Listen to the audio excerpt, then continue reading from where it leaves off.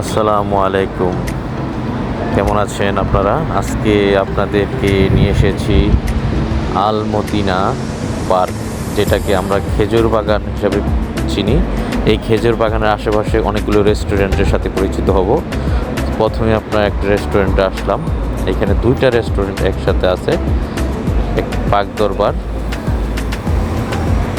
তারপর দেখুন আরেকটা রেস্টুরেন্ট আছে মদিনা পার্কের সাথে সাথে এই রেস্টুরেন্টগুলি। প্রত্যেকটা রেস্টুরেন্টই আপনাদের একটা একটা করে দেখাবো। এই রেস্টুরেন্টের এখানে ক্রেতা ডেলিভারি সার্ভিস সবসময় ভিড় লেগে থাকে। আর এই পাশে আছে মার্কোপোলো হোটেল। মার্কোপোলো হোটেলের সাথে এখানে আরেকটা রেস্টুরেন্ট আছে, লিকোয়া রেস্টুরেন্ট। তারপরে এখানে একটা লেবাননি একটা রেস্টুরেন্ট আছে, লেবাননের রেস্টুরেন্ট। এটা মার্কোপোলোর আরেক পাশে। তারপর এটা দূর থেকে দেখেন মার্কোপোলোর পাশে। এরপরে একটা যে রেস্টুরেন্ট আসলাম, পাক আল সাফা রেস্টুরেন্ট।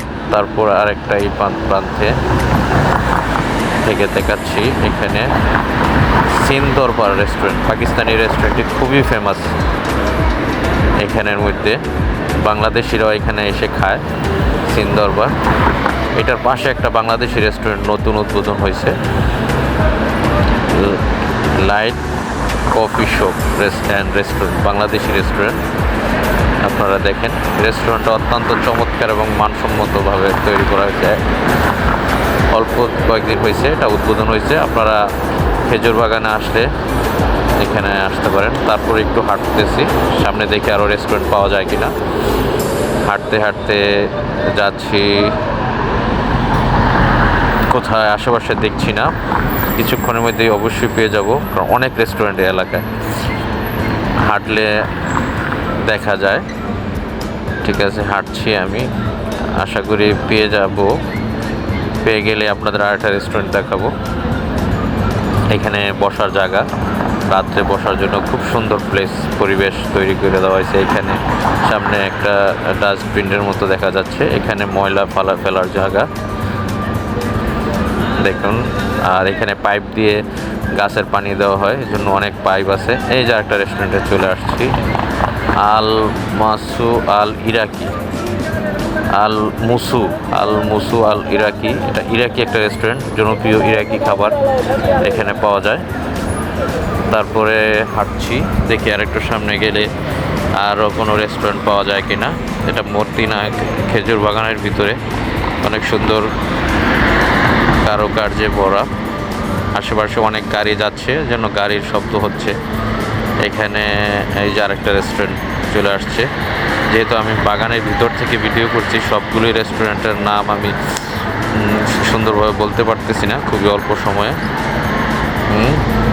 হলো পাঞ্জাব কাস্টা